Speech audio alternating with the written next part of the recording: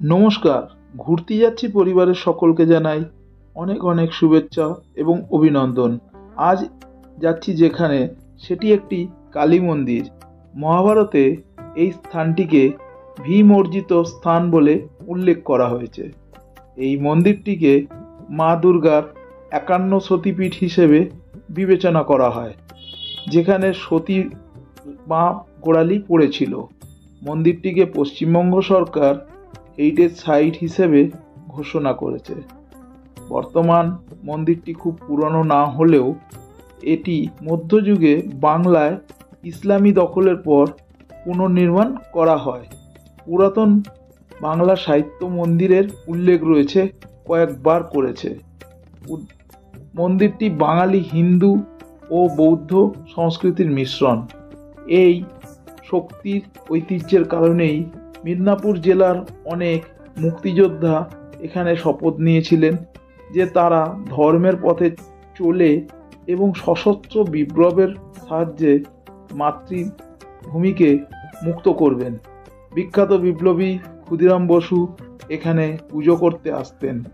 এই মন্দিরের দুর্গাপুজো, বাংলার নববর্ষ এবং কালী পুজো উপলক্ষে স্থানীয় লোকজন একটি বড় উৎসব উদযাপন করে। এই মন্দিরে দেবী বর্গভীমার জন্য প্রতিদিন প্রসাদ প্রস্তুত করা হয়, যা বেশিরভাগ শক্তি মন্দিরের মতন, কিন্তু নিরামিষ নয়। দেবীর প্রসাদ এখানে আমিষ এবং একটি রান্না করা হয়, সেটা হলো শোল মাছ, তার জন্য বাধ্যতামূলক। বলির আচার এখন বিলুপ্ত হয়ে গেছে, কিন্তু বছরে একবার এটি হয়ে থাকে। তো জানলেন আপনারা এই মন্দিরের একটা ছোট্ট সংক্ষিপ্ত বিবরণী। এবার আপনাদেরকে মায়ের দর্শন করাচ্ছি। আপনারা মায়ের দর্শন খুব ভালো করে ঘরে বসেই করে নিন। এবং আগামী দিনে এই ধরনের ভিডিও, যে ৫১টি সতীপীঠ আছে তার মধ্যে পশ্চিমবঙ্গে ১৩টি সতীপীঠ আছে, যেগুলো পরপর এবার আসতে থাকবে আমার এই চ্যানেলে।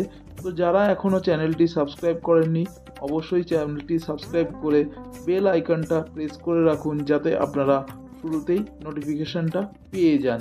দেখুন, এখানে বিশাল বড় বসার জায়গা রয়েছে মন্দিরে, খাওয়া দাওয়া, প্রসাদ বিতরণ, এছাড়া বাথরুমের ব্যবস্থা রয়েছে এবং মন্দিরটার চারিপাশ খুবই পরিষ্কার পরিচ্ছন্ন এখানকার মন্দির কর্তৃপক্ষ করে রেখে দিয়েছেন, যা কিনা একদম অনবদ্য। এবং এখানে কোনো পান্ডা রাজ এই ধরনের কোনো বিষয় আমি দেখতে পেলাম না। চলুন এই কাকার থেকে একটু জেনে নিই এইখানের ভোগের বিষয়। কাকা, চলে যায় ভোগ কখন থেকে পাওয়া যায়? 7টা থেকে মন্দির খুলে যায়। হ্যাঁ, ভোগ পাওয়া যায় কখন? এই যে ভোগ, এর জন্য কোনো কুপন কাটতে হয়? আমি একটু খাবো। এর জন্য কোনো কুপন কাটতে হয়? হ্যাঁ, কুপনের প্রয়োজনীয়তা আছে। কুপন কত দাম পড়ছে? পার হেড 110 টাকা। পার হেড 110 টাকা। সেটা কখন থেকে পাওয়া যায়?